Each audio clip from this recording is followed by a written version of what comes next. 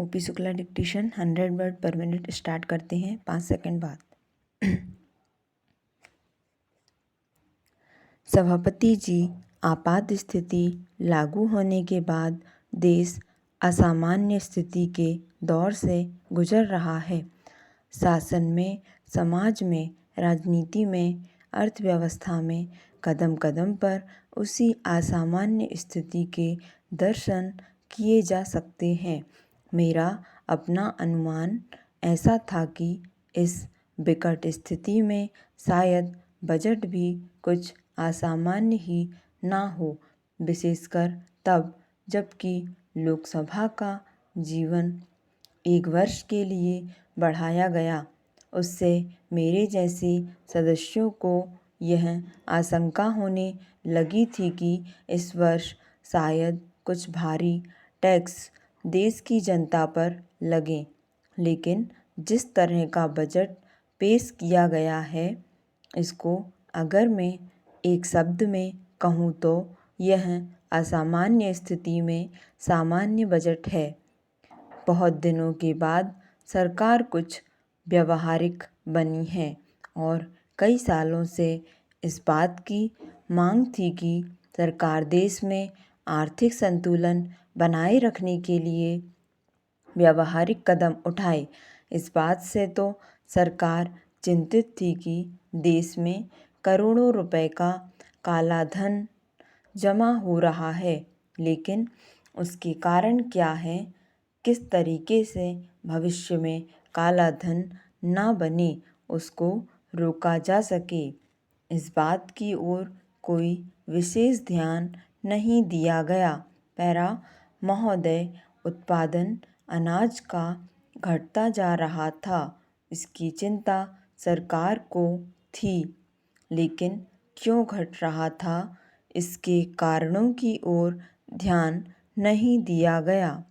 मजदूर आंदोलनों और हड़तालों से सरकार चिंतित थी, लेकिन उनके पीछे कौन से कारण थे, उनकी ओर विशेष ध्यान नहीं दिया गया। इसी तरह से जो विदेशों में बसे हुए भारतीय हैं, वे करोड़ों अरबों रुपए की राशि विदेशों में जमा कराते हैं, किंतु भारत में उस पूंजी को नहीं लगाया जा रहा है। शायद पहली बार इस प्रकार का बजट आया है जिसमें इस बात की व्यवस्था की गई है कि काला धन केवल निकलकर बाहर ही ना आए, बल्कि काले धन का भविष्य में निर्माण भी ना हो। इसके लिए शीघ्र कदम उठाए जाने चाहिए। मैं समझता हूँ सरकार ने इसी कारण आयकर की सीमा 70% से घटाकर 66% की, लेकिन जो देश की और दुनिया की स्थिति है उसको ध्यान में रखते हुए अगर हमें सचमुच काले धन के निर्माण पर रोक लगानी है तो संभवतः इस कदम को और पीछे ले जाना पड़ेगा, जिससे स्वतः आयकर देने में या दूसरी तरह की टैक्स देने में कठिनाई ना हो और लोगों को चोरी और बेईमानी करने की आदत से बचाया जा सके।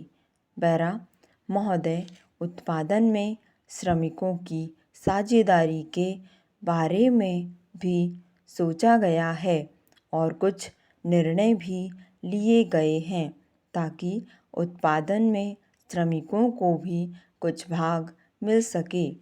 यह बहुत बड़ा कदम है। इसी प्रकार के कुछ दूसरे कदम जो उठाए गए हैं उनकी सराहना की जानी चाहिए। पैरा मैंने भी इसीलिए इसको सामान्य बजट कहा।